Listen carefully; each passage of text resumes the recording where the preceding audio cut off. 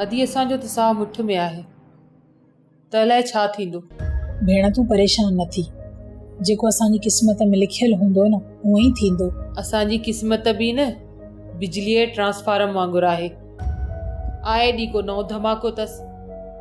असां ग़रीब थी न फासी विया आहियूं।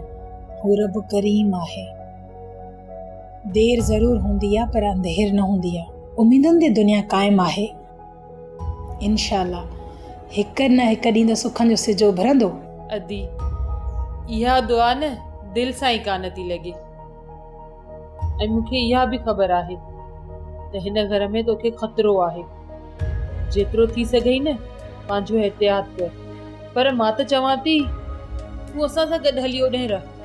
ख़तरो मूं अकेली जी ज़िंदगीअ खे न आहे, अदी मेहरू ऐं नादर जी ज़िंदगीअ खे बि ख़तरो आहे। उहे हलिया त मां बि हलंदसि, जेकॾहिं न त जाड़ी बि जॻ सां। पर असांजे घर में हलण में तोखे तकलीफ़ कहिड़ी आहे?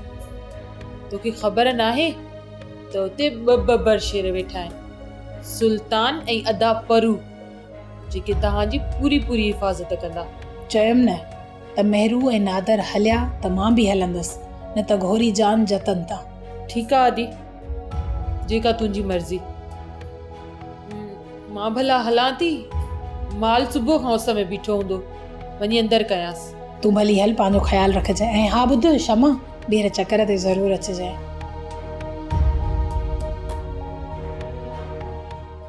अच्छा त इन जो मतिलबु आहे त सॼे ॻोठ पाण में सलाह कई आहे न? पर मलूक मुंहिंजी हिकिड़ी ॻाल्हि कन खोले ॿुध, इहो असांजे घर जो मसइलो आहे। मां हिन में कंहिंजी बि टंग अड़ाइण बर्दाश्त न कंदुसि।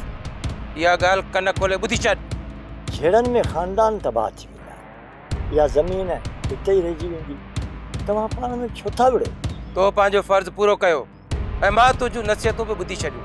चङो हल हल हाणे हल। तव्हांजी महिरबानी रहे सर।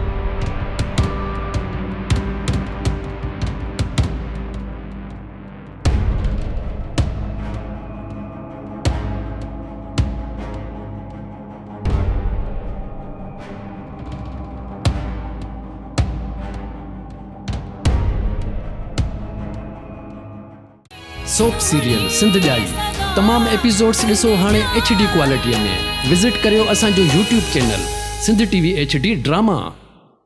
सब्सक्राइब कयो असांजो official YouTube channel Sindh TV HD drama ऐं वधीक अपडेट लाइ बेल आइकन खे क्लिक करियो।